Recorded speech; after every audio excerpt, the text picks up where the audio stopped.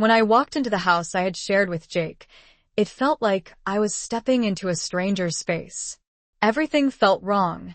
It wasn't just the exhaustion from a night of bad decisions, where the overwhelming guilt weighed on me. It was something deeper, something irreversible. I couldn't shake the sense that my life had shifted permanently. The house, once a place of comfort and love, now felt foreign and empty. The first thing I noticed was a closet. Half of it was empty. The space where Jake's clothes had always been now glaringly bare. In the bathroom, his toiletries were gone. No toothbrush, no shaving kit, none of the small, mundane things that had always marked his presence. Even the photos of us together, the ones that adorned the walls and shelves, had disappeared. It was like he had erased every trace of himself from the life we'd built together. At that moment, I knew he knew. I didn't want to admit it, but the truth was unavoidable. Jake wasn't coming back. The realization hit me like a physical blow, and I stood frozen in the doorway, clutching my purse as if it could somehow anchor me to the reality I had been so desperate to ignore. The walls felt like they were closing in on me, heavy with his absence. Every room seemed louder in its silence, and the air itself felt suffocating. Sitting down to write this feels surreal, almost like I'm confessing to a crime. In many ways, I suppose I am. I don't expect sympathy from anyone reading this. I don't deserve it. What I did wasn't just a mistake. It was a betrayal, and I have no excuses. My therapist suggested I write everything down to confront my actions, to stop hiding from the choices that led me here. So here I am, pouring everything out, trying to understand how I wrecked my life and ruined the future Jake and I were supposed to share. Jake and I have been together for 3 years, 3 really good years for the most part. We were supposed to get married in a week. The plans were finalized. The venue, the flowers, the guest list, everything was set. It was all happening so quickly, and somewhere along the way, I lost control of myself. I don't know if it was the pressure of the wedding or my own fear of commitment, but I made the worst decision of my life, a decision I can never take back. Jake wasn't just my partner. He was my grounding force, the one who calmed my chaos. I still remember the day we met like it was yesterday. It was St. Patrick's Day, and we were both at a crowded bar with friends, amid a sea of green. He stood out. He wasn't wearing anything festive, and for some reason, that caught my attention. He walked up to me with this mischievous grin, holding out a tiny bag of weed and said, "Here's your pot of gold, leprechaun." I laughed, and from that moment on, we were inseparable. Jake had a way of making everything feel effortless. He was thoughtful, stable, and had this incredible ability to make me feel seen for the first time in my life. I felt like someone truly understood me, flaws and all, and still loved me unconditionally. But maybe that was a problem. Deep down, I never felt like I deserved him. Maybe that's why I let my insecurities drive me to sabotage the best thing I'd ever had.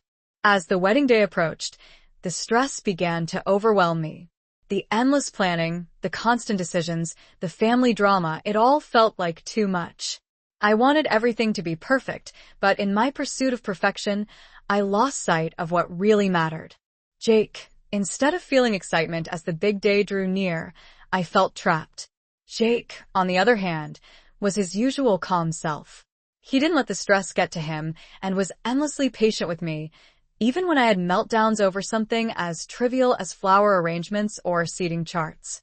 He only asked for 2 things: no wild bachelor or bachelorette parties, and that he wanted to wear a traditional suit for the wedding. He wasn't demanding, but even those small requests felt like too much for me in my spiraling state. I bottled everything up instead of talking to Jake. I convinced myself that I needed an escape, a way to blow off steam before the wedding. That's when I made the selfish decision to have a bachelorette party, despite knowing Jake wouldn't approve. It was reckless and thoughtless, but at the time, it felt like the only way to cope with the pressure. The party started harmlessly enough. My friends and I went to a bar, had a few drinks, and reminisced about old times. But as the night went on, things escalated. The drinks kept coming, shots, too many shots, and before I knew it, we were back at a friend's apartment. That's when the stripper showed up. It was supposed to be a joke, just a silly way to celebrate, but I was already too intoxicated to think clearly. The details of what happened next are blurry. I remember flirting with a stripper, laughing at his jokes, and feeling a rush of excitement I hadn't felt in a long time. It was like I had stepped into a different version of myself, someone reckless and detached from reality. And then somehow, I ended up in bed with him. The moment I woke up the next morning, the weight of what I'd done came crashing down. I had destroyed everything Jake and I had built together, and I knew there was no way to undo it. Walking into our house and seeing the emptiness confirmed what I already knew. Jacob found out, and he was gone. I had no one to blame but myself. The betrayal and the aftermath, it all started with an evening I can barely piece together. An event that felt almost surreal, like I was watching someone else live my life. I was detached, powerless to intervene as the events unfolded.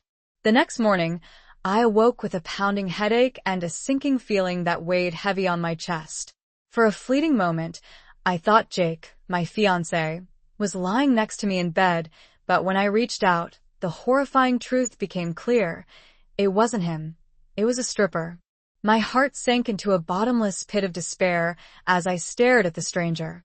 Panic consumed me, and before I could think, I bolted out of bed, hastily grabbing my clothes and rushing out of his apartment. I moved as though I could outrun the consequences of what had just happened. My mind rose with denial, desperately clinging to the hope that maybe it had been a bad dream. But deep down, I knew the truth. I knew I had crossed an unforgivable line. The guilt began gnawing at me almost immediately. I couldn't fathom how I would face Jake, the man who had loved me unconditionally. When I finally got home, something fell off even before I opened the door. The air inside was different, heavy, like foreboding. Stepping into the apartment, I was struck by the absence of Jake's things. His clothes, books, and even the framed photos of us that had adorned the walls were gone.